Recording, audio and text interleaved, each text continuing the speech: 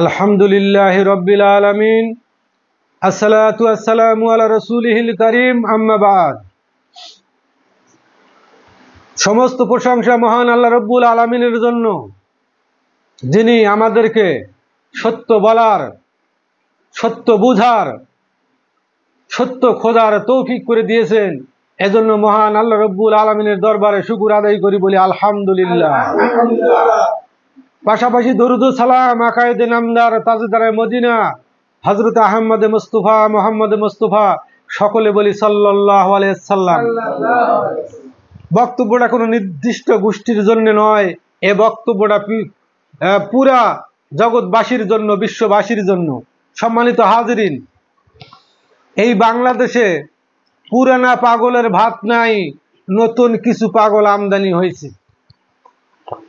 ভবিষ্যৎ গণনা করে বলতেছে, কি বলতেছে? গাজওয়াতুল হিন্দ এসে গেছে।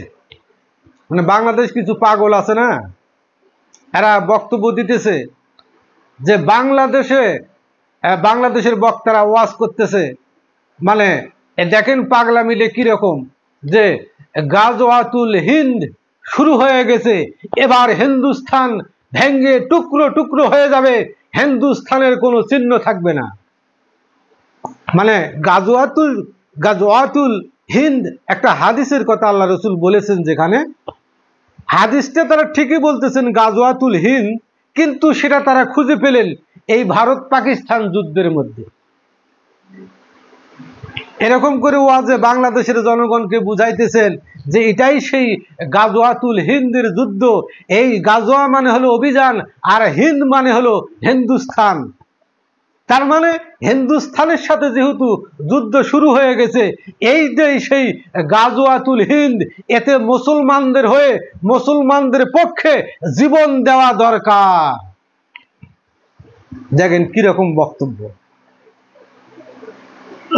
এই বক্তব্য প্রত্যাহার করা দরকার, কারণ গাজওয়াতুল হিন্দ সম্পর্কে যে ভবিষ্যৎবাণী আল্লাহ রসুল করে গেছেন, ওলামা ইকরাম বলেছেন, এটা আল্লাহ রসুলের জামানার পরেই হয়তোবা হয়ে গেছে।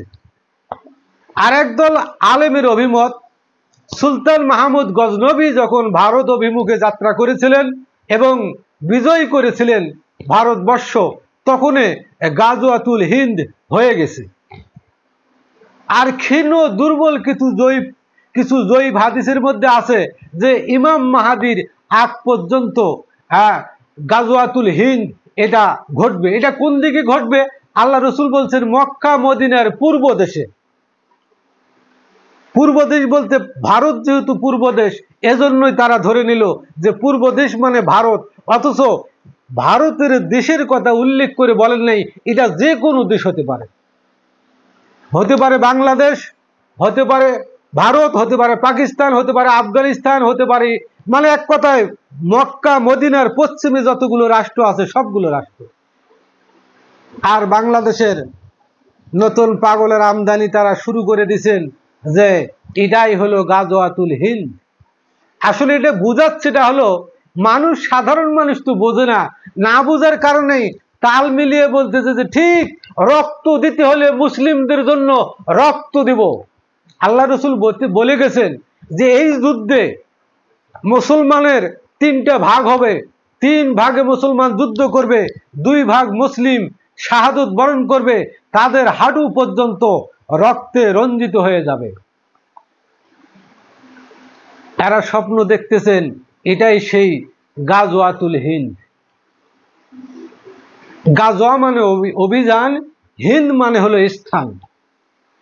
হিন্দুস্তান সেটা বলেন নাই, গাজওয়াতুল হিন্দ এই কথা বলছেন আল্লাহ রসুল। গাজওয়াতুল হিন্দ শব্দের অর্থ গাজওয়া মানে অভিযান, হিন্দ মানে হলো স্থান। এখন যেহেতু হিন্দুস্তানের প্রথমে হিন্দ আছে, এজন্যই এই পাগলদের আমদানি ধরে গেল, মাথায় কাজ করে গেল যে এটাই হলো গাজওয়াতুল হিন্দ। আমি পরিষ্কার ভাষায় বলে দিতে চাই, অনেক রওয়াতের মধ্যে আছে যে ইমাম মাহাদির আগে গাজওয়াতুল হিন্দ সংগঠিত হবে। তাহলে কি ইমাম মাহাদি আসার সময় হয়ে গেছে।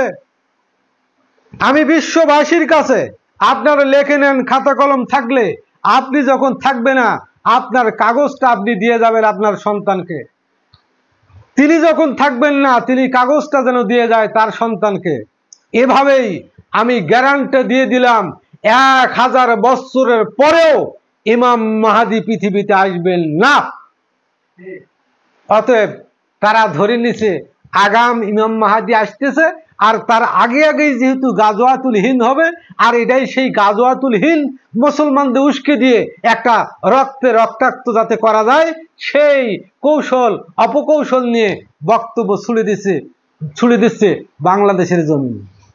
অথচ গাজওয়াতুল হিন্দ সম্পর্কে ওলামায়ে কেরামের যে অভিমত, এগুলো আর একবারও দেখেনি। কি ঠিক কিনা? তাহলে এরকম করে যদি আমার মতো লোক, লেবাসধারী লোক, যদি জনগণকে উদ্বুদ্ধ করে দেওয়া হয় যে এটাই সেই গাজওয়াতুল হিন্দ, এটাতে মুসলমান যদি রক্ত দেয় তারা শাহাদত বরণ করবে। আল্লাহ রসুল বলছেন মুসলমানদের যতগুলো সৈন্য হবে তার 3 ভাগের 2 ভাগ শাহাদত বরণ করবে, 1 ভাগ থাকবে ঈমান নিয়ে, এরা জান্নাতি হয়ে থাকবে। তাহলে কি বিশ্বের মুসলমান একত্রিত হয়ে 2 ভাগ মুসলমান আমরা এই গাজওয়াতুল হিন্দের যুদ্ধে শাহাদত বরণ করতেছি? আশ্চর্য ধরনের কথা। কি মানে কোন জায়গা থেকে কি নিয়ে এসে জোড়ায়, আর বাংলাদেশের মানুষকে কি ভুল বুঝায়। এ বাজান, বাংলাদেশের যারা আছেন, আমি বিশ্ববাসীর জন্য বক্তব্য দিচ্ছি, শুধু বাংলাদেশের নয়।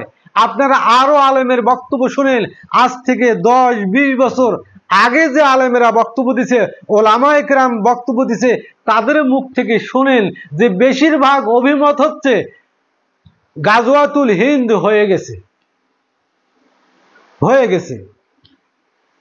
তাদের বক্তব্য তারা শোনে না, কারণ ওই বক্তব্য শুনলে বাংলাদেশের মুসলমানকে উত্তেজিত করা যাবে না, তাদেরকে উত্তেজিত করে রক্তে রক্তাক্ত করার একটা পায়তারা করতেছে।